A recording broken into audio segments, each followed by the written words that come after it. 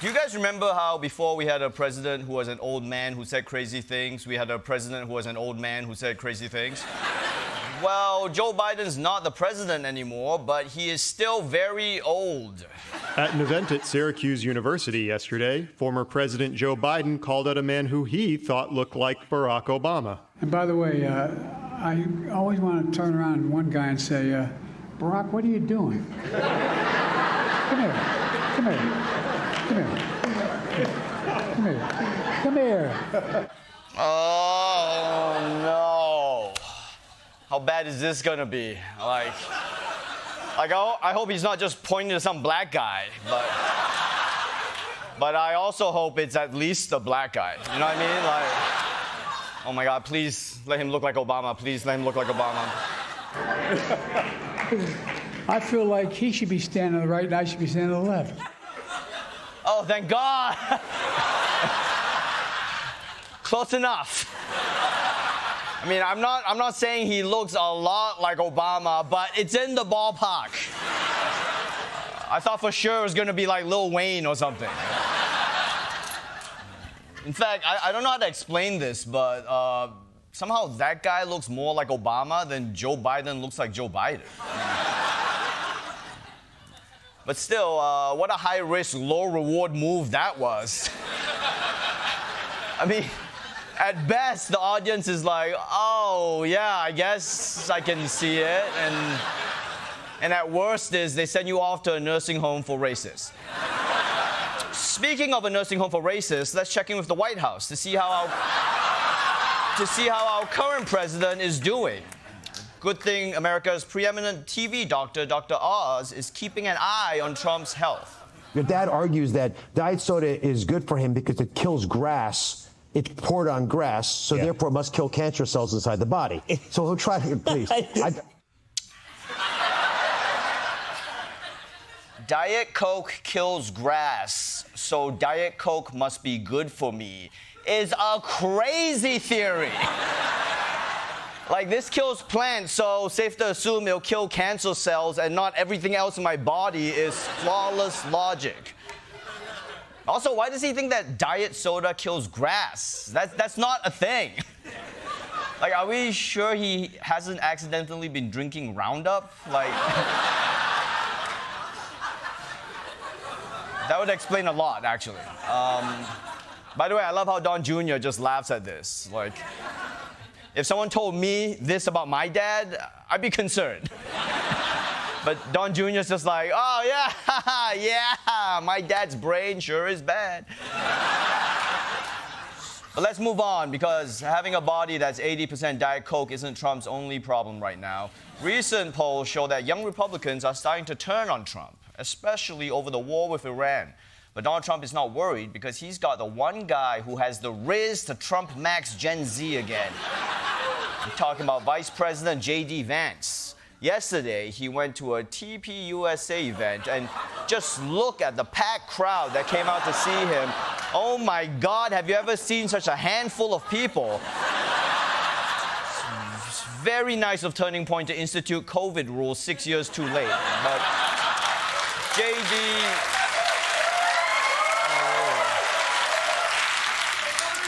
J.D. Vance managed to inspire the crowd with his stirring message of, please don't leave me.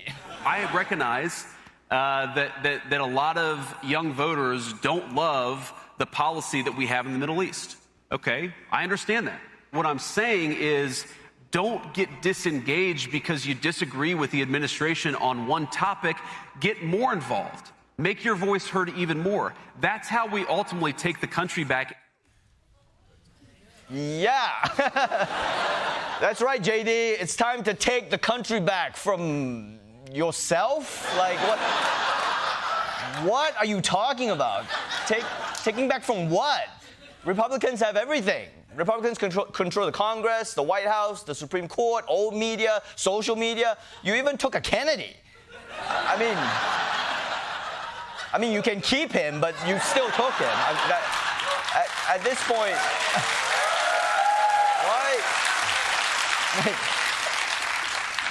You're fighting the establishment. You are the establishment, buddy. At this point, liberals are like, all we have left is blue sky, and we hate that.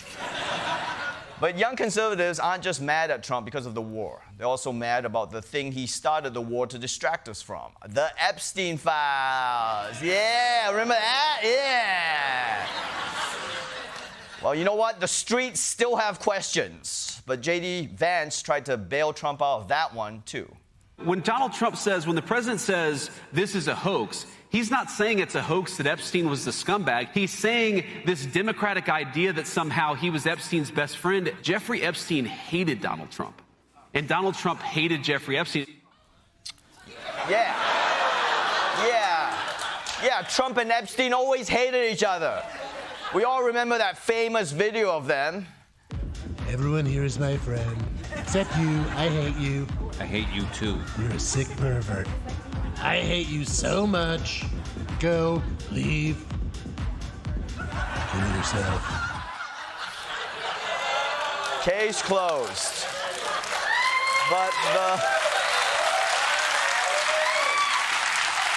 But the big issue J.D. Vance had to address was Donald Trump's week-long beef with the Pope, which is a completely normal sentence in 2026. You see, the Pope's position is that peace is good, and Donald Trump's position is that he is Jesus Christ. So J.D. Vance had to go out there in front of literally dozens of people and try to argue that the Pope was wrong and AI Jesus was right.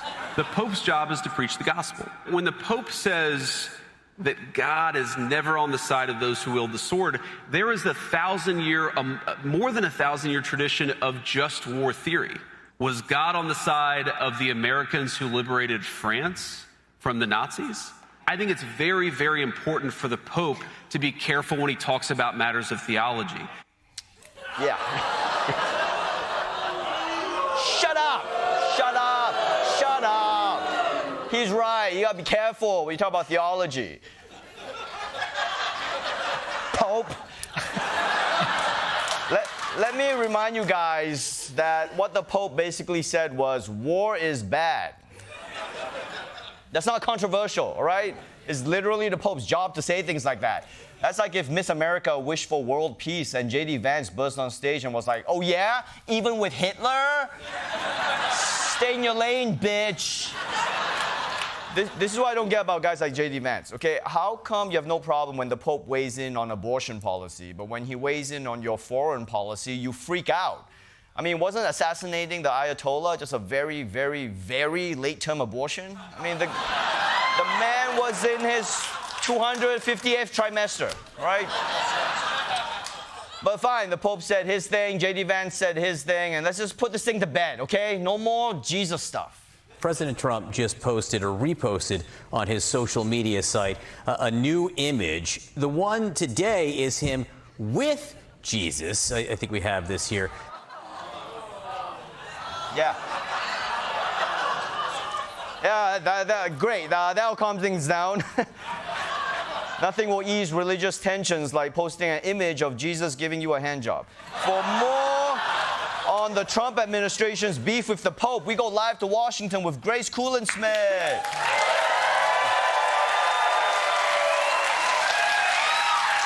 Grace. All right. Grace, why are you wearing that? Good question, my son. Let me explain. You see, President Trump can't convince Pope Leo, pussy, that the war in Iran would be supported by Jesus, pussy. And that's where I come in, Ronny Chieng. Pussy, pussy, pussy. America needs its own religious leader, and I volunteer to be war pope.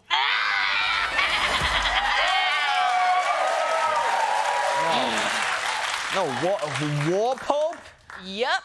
I'm like the regular pope, but I'm down to sign off on whatever the Trump administration needs. Bombing Iran, invading Cuba, crop dusting Greenland.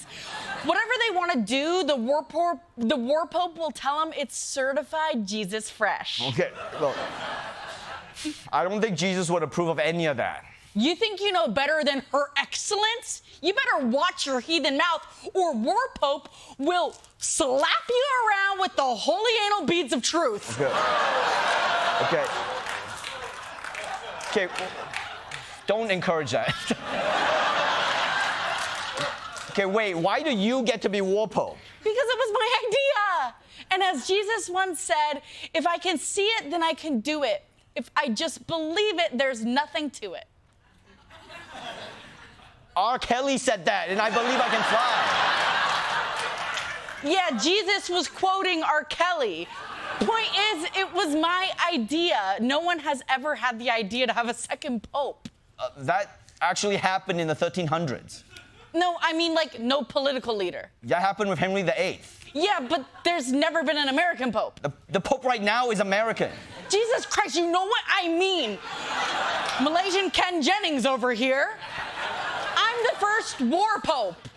Okay, just to be clear, you would bless any military action that Trump wants to do.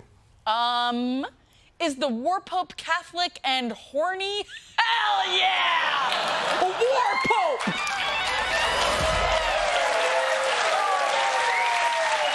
Okay.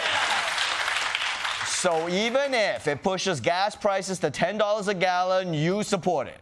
Whoa! What? No, wait, I can't afford that. The War Pope Mobile is a real gas guzzler. Okay. Well, it's not just gas. I mean, this war is pushing up food prices, too. Oh, my God. Beef prices are already so high, I've had to forego Sloppy Joe Fridays. This has been a tough time for the War Pope. Please, no, please stop doing that. I don't know if War Pope can support this war. Yeah. I'll tell you what. Mega War Pope can. Step aside, War Pope. Oh, pussy. I got half the morals and twice the anal beads up my ass. Mega War Pope. Yeah. Okay, Mega War Pope, you don't mind war and gas at $10 a gallon? No. Mega War Pope drives a Prius. Yeah. War Pope and Mega War Pope, everybody.